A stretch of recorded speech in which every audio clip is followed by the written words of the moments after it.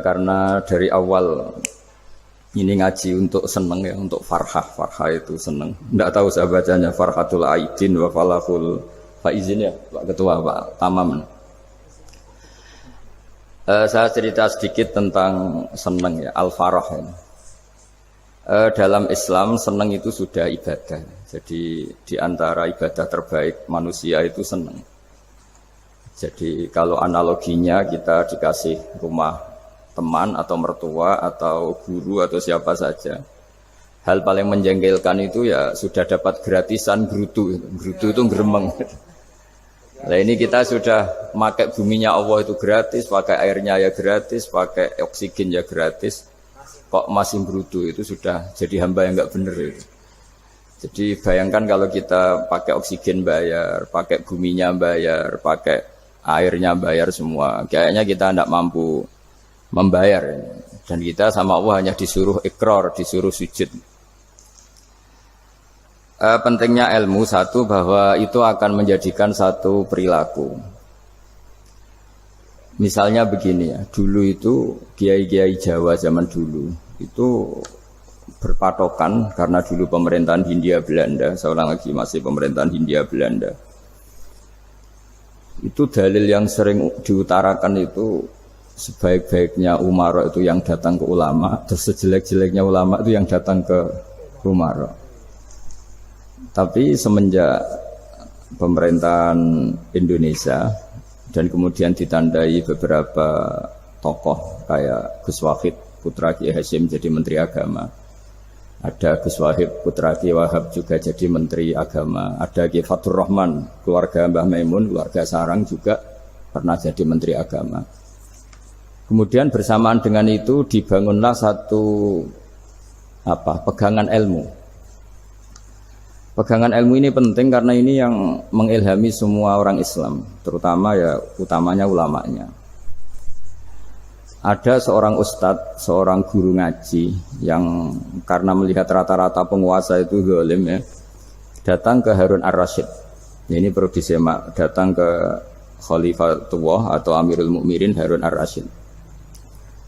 Karena beliau seorang raja tentu terduga lah, atau ya umumnya atau gimana lah istilahnya, itu ya rata-rata ya agak seenaknya, namanya raja, namanya penguasa. Ini dalam pikiran ustadz itu, tidak mesti dalam fakta.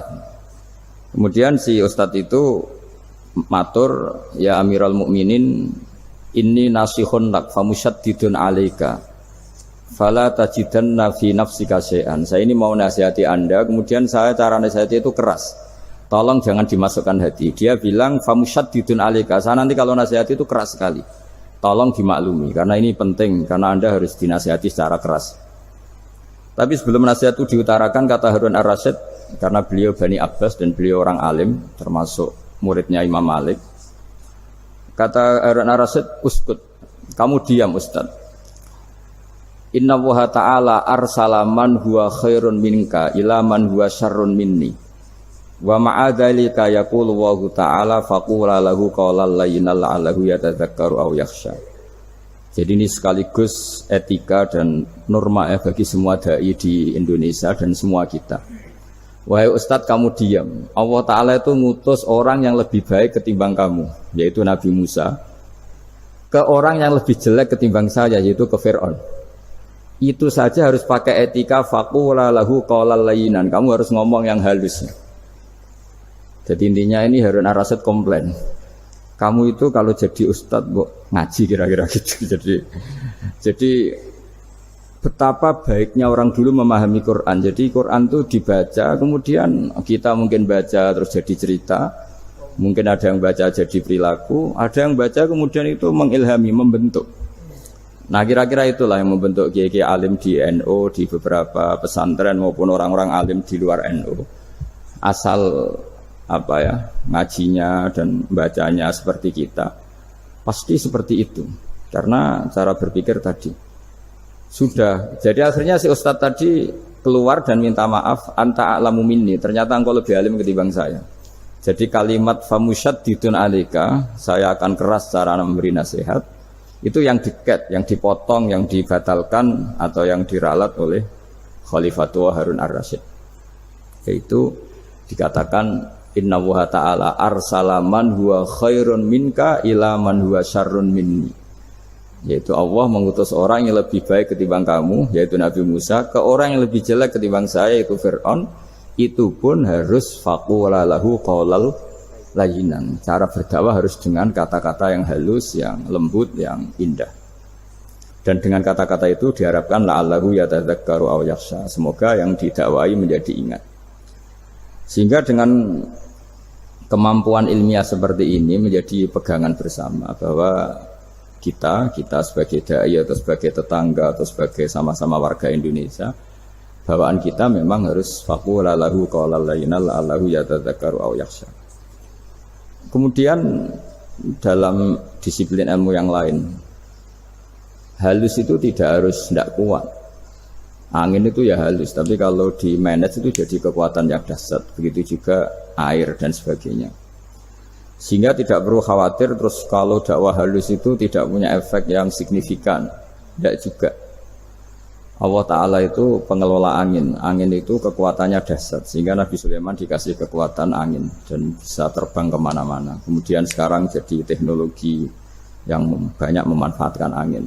Mulai rem, mulai apa saja.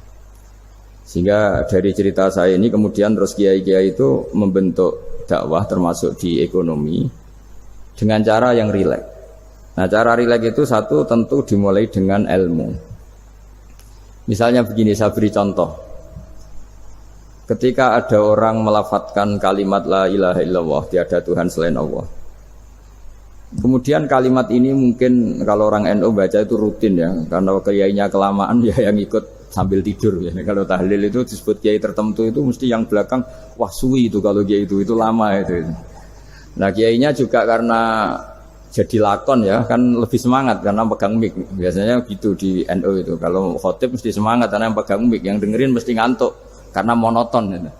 Karena yang mendengerin sudah tahu pasti nyuruh baik meninggalkan yang jelek. Jadi ilmunya sudah disimpulkan dulu. Setiap yang tidur di masjid mesti tak tanya kenapa tidur. Ilmunya ada perkembangan, Gus, nyuruh yang baik, meninggalkan yang jelek. Tapi kalau ilmunya agak ada perubahan kan dengar semua pasti nyuruh yang jelek, meninggalkan yang baik. Karena watak manusia itu agak-agak suka fitnah, itu suka geger. Tapi kalau monoton itu mesti enggak itu. Tapi yang menjadi pegangan kita, saya ulang lagi, itu ilmu dulu. Saya ulang lagi itu ilmu dulu.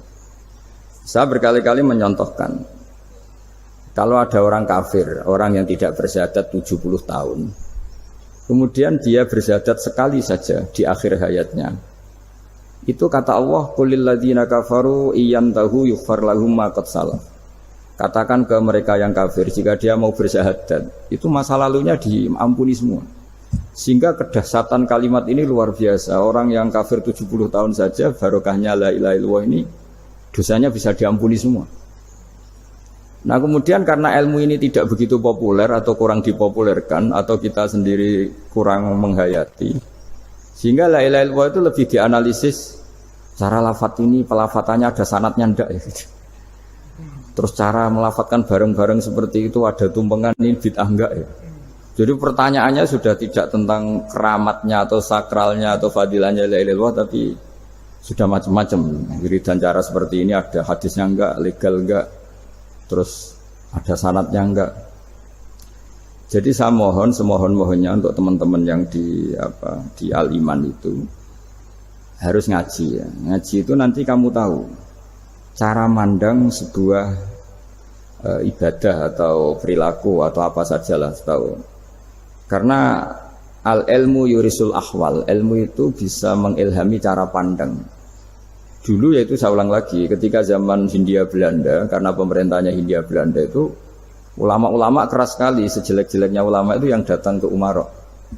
Tapi setelah era Mbah Hashim, era sampai Mbah Maimun, itu mereka peduli sama Umarok, sama semuanya sama-sama warga Indonesia yang ingin melihat Indonesia yang lebih baik. Sehingga banyak ya, kakak saya sendiri pernah wakil bupati, terus putra Mbah Maimun wakil gubernur, ini teman saya Ki Hafid ya bupati. Semenjak itu terus, dan itu nggak lepas dari cara pandang. Ya, itu cara pandang diantaranya adalah cerita tentang Nabi Musa yang Allah tetap peduli sama Fir'aun. Sehingga tetap didakwai Nabi siapa? Musa. Dan posisi Musa datang bukan memanggil. Ya, cuma kayak sampai sekarang tuh belum pernah ke kantor bupatinya Pak Hafid. Karena kadang-kadang orang terus curiga mengajukan proposal jadi agak repot. Ketemu bupati itu sialnya kiai kan mesti pikirannya orang bupati ini nyangoni, kiai ini disangoni itu. Itu terus kayak kita fakir miskin itu. Jadi makanya saya itu belum pernah datang. Tapi alhamdulillah karena beliau berambisi menjadi wa khairul umara mayatuna babal ulama. Jadi datang tapi sangat ambisius ingin mengalahkan ulama karena dia kalau datang statusnya lebih tinggi. Ya tidak apa-apa ini tawaduk tapi niatnya enggak begitu tawaduk. Jadi datang. Makanya saya kemarin Yusuf Mansur pas datang, Pak Ustadz Yusuf Mansur saya datang harus sekali saja. Kalau kedua kali ribet. Karena kalau beliau datang dia punya status tawaduk. Lama-lama didatangi jadi takabur. Saya jadi yang ahli neraka, dia ahli surga. Saya akan rugi dong. Hanya rugi, gue kehilangan teh, kehilangan kopi dia. Beliau berstatus tawaduk, saya berstatus takabur kan repot. Makanya saya berharap jangan datang lagi. Karena jadi repot itu jadi repot kan. Padahal saya kalau disuruh datang ke Jakarta kayaknya ya berat. Selain sibuk juga takut ganggu saya ini. Jadi saya sering di Jakarta tapi ya tadi jarang ya. Biasanya nganggarkan waktu hanya pas saja, tidak kurang tidak lebih. Biasanya ngajar di pondoknya Pak Kures itu di Baitul Quran ya. Hanya ngajar santri-santri itu. Nah, jadi pemahaman Quran dulu itu kata Imam Ghazali. Ini sekaligus karena ada Pak Ustadz Yusuf Mansur. Itu membaca Quran itu membaca, bukan bercerita. Kalau kamu membaca seperti ini, kunta qori'an, kamu pembaca. Pembaca itu yang mengambil pelajaran. Tapi kalau kamu hanya cerita, itu namanya kunta hakian. Sebenarnya Anda tidak membaca Quran, tukang cerita. Misalnya tadi, cerita Nabi Musa datang ke Fir'aun. Itu kalau kamu hanya cerita, wah dulu itu ada orang namanya Fir'aun, didakwai Nabi yang namanya Musa. Ya itu namanya tukang cerita. Kalau kamu pembaca tidak gitu. Betapa baiknya Allah, orang sengawur Fir'aun saja inginnya Allah masih ingin diselamatkan dengan mengutus Nabi Musa kekasihnya. Itu namanya kunta qori'an, kamu pembaca betul, bukan kunta hakian, kamu tukang cerita. Begitu juga seterusnya tentang Quran ayat-ayat seterusnya. Sehingga yang diharapkan dari pembacaan Quran itu memang kita sebagai ahli baca, ahli mu'tabir ya, ahli yang ngambil pelajaran, bukan tukang apa? Cerita. Sehingga dulu ketika Sayyidina Umar radhiyallahu anhu ketika membuka Baitul Maqdis atau Baitul Muqaddas dan diajak syukuran, pesta-pesta makan itu. Beliau enggak mau. Ketika ditanya kenapa engkau enggak mau, alasannya itu langsung beliau baca Quran. Jadi saya punya sekian contoh. Saya ulang lagi, saya punya sekian contoh. Orang-orang dulu dengan Quran itu menyatu, bukan sekedar dihafal tapi menyatu. Sehingga bawaannya itu sudah Qurani, sudah Qurani. Saya beri contoh pertama Rasulullah SAW, nanti Umar kedua. Rasulullah itu pernah nggak makan sampai 3 hari. Terus ditanya oleh sahabat, lalu kekuatan engkau bisa hidup apa? Terus menghentikan al-aswadani, maksudnya itu tamar dan air, hanya makan kurma dan air. Tapi beliau tidak ketemu roti atau nggak ketemu nasi lah kalau orang Indonesia. Ketika hari ketiga dikasih makan oleh sahabat, dipotongkan kambing, kemudian baru makan 3 lukmah. Kira-kira ya 3 asupan nasi, berhenti. Padahal sahabat yang lapar sama dengan Rasulullah itu membayangkan Nabi itu sampai kenyang, sampai apa. Tapi ketika ditanya, seperti ini pun nanti ada hisabnya. Walatus alunna yauma idzin anin naim. Jadi acara makan-makan gini itu nanti ada hisabnya. Nabi nangis. Akhirnya sahabat nggak jadi nerusin makan. Jadi ketakutan orang dulu sama ketika Sayyidina Umar dijak pesta ketika memenangkan Baitul Maqdis itu. Inna wa ta'ala ayyara qauman. Allah itu mengkritik sebuah komunitas kaum karena apa? Adhabtum thayyibatikum fi hayatikum dunya wastamta'tum biha.